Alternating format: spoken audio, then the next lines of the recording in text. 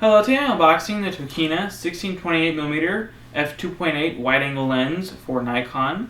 So the reason I picked up this lens is because it's pretty much optically the same or even a little bit better in some instances than the Nikkor 14-24mm f2.8, and this lens is half the price. So, that sounds like quite a deal, and if you look up reviews online and DxOMark, you have numbers to support the claim because sometimes it's a little bit sharper at certain apertures. The distortion is controlled a little bit better in certain instances. Not always, but sometimes. I'm sure the color is a little bit better on the Nikon, and Tokina suffered from a thing called Tokina Glow, which is this like yellow tint that Tokina lenses give off that something like a Nikon or a Zeiss lens is not. But it's easily correctable and very manageable. Distortion can be fixed in Lightroom with a couple adjustments on the 2 or -2 points on that adjustment scale. You can fix the distortion, and overall it's a really great lens for the price. Now, currently I'm going to be using this in a D5100 as I do not have a full frame camera as of right now. I do have a D800 on pre-order, so that will ship probably in the next day or so I'll probably have it by the end of the week, and then this lens I'll be using its full capability because this is a full frame lens. So when using on the D5100, it's essentially 16 times 1.5 and 28mm times 1.5 throughout the entire zoom range, and that's what kind of lens you'll have. And really, when you use it on a crop sensor camera, you're actually using a sharper portion of the lens, and so overall it's going to probably feel like a better lens on a crop sensor just because you're going to be using the sweet spot of it other than using the entire glass when you're using it on a full frame. But all the same, if you're going to buy a full frame lens, you want to use it on a full frame. Otherwise you might just well buy a APS-C crop censored lens. So let's begin with the unboxing.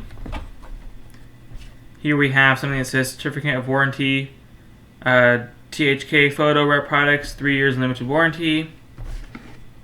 Here's the user manual for the 16-28 and 17-35. Now, if you didn't need the f2.8 and you wanted a lighter version of this lens, they have an f4 17-35, which is pretty much the same lens except it's an f4. This is more close to the 16-35 that Nikon offers, except Nikon's has VR and nano crystal coating, all that good stuff. One thing about this lens though is that because I was going to pick up the 16-35, but everywhere I checked it's out of stock because it is quite a good lens for the price. One really nice thing about it is it supports filters, as this lens, like the Nikon 14-24, it does not accept filters because the front element is rounded and you can't screw on a filter. And unlike the Nikon, they don't sell any filter packages or attachments, I guess you could say, like the Nikon does. So you're pretty much SOL when using this lens if you want to use filters. Not that that's a huge problem. That's why I did pick up this Sage Max protection plan, just so in case I do scratch that front element, I can send it in and have it replaced. Easy and simple. Now, there's no lens hood because the lens hood is already built onto the lens. It's non-detachable. And the lens cap's not really a real lens cap. It's kind of like, I'll show you right now. This is the lens cap. This is the whole thing. I mean, I don't even know why they really have these push tabs. I guess it helps keep it on there. But here is the lens itself. So I'm just going to be giving you a closer look at the lens right now. As with most Tokinas, you have this, the focus switch right here it pulls down or pulls up, so there's autofocus. Boom, now you're in manual focus, and the focus ring is very smooth, I must say. A lot smoother than the 12-24 that I had from Tokina, which was a great lens on a crop censored camera, but now that I'm moving up to a full frame, I need full frame glass. So, as you can see here, here's a zoom ring. Pretty stiff, but that's nice. I really don't like when the zoom ring, the zoom ring is loose. This is nice being stiff. But I like that the focus ring is real smooth, it's real buttery, kind of feels like a manual focus lens, which that's real nice. Here we have rear cap.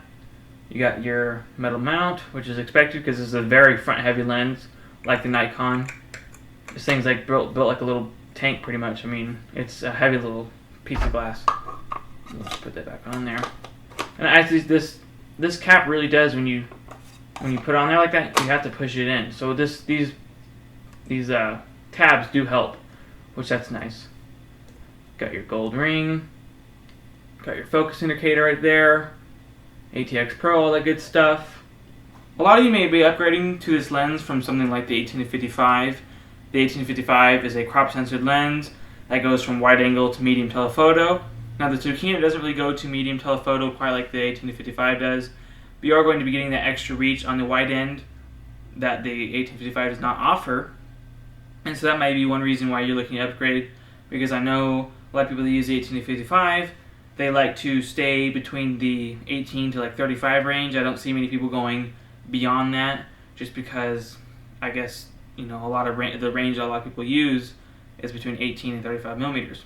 So the Tokina would probably be a good upgrade for you if you happen to be wanting a faster lens, a higher build quality lens, or you're upgrading to full frame, which I'm not sure where I'd be going from 18-55 to full frame to that kind of nicer glass in that category. I mean, I'm sure you'd have something like 12-24 like I have, and then be upgraded to the 16-28, which is, I guess, essentially the same kind of lens, just for different formats. Anyways, here is just this, here's 18-55, much lighter. This is built like a tank. This is built like a Honda Civic. Just kidding. I like Honda Civics. I don't know what else to compare it to. You know, something of a lower quality, I guess. Totally different category of lens, really. Especially when you take this and you look at the front elements. I mean, this one does accept filters. It's a flat. This one's rounded. And really just a different class of lens for a different purpose. This lens is going to offer you a much wider perspective on full frame than this lens would offer you on crop censored, and that's expected, because this is a much wider lens, even though it's 18 and 16. Just because the millimeters are close to the same doesn't mean that your actual angle of view is going to be the same. They vary between lens manufacturers, and definitely vary between different formats. Thanks for watching my unboxing of the Tokina 16-28mm f2.8 ultra-wide angle lens with a Nikon mount. Look for a review coming soon with this lens and a Nikon D800 body. As always, if you like this video, please give it a thumbs up and comment. Thank you. Goodbye.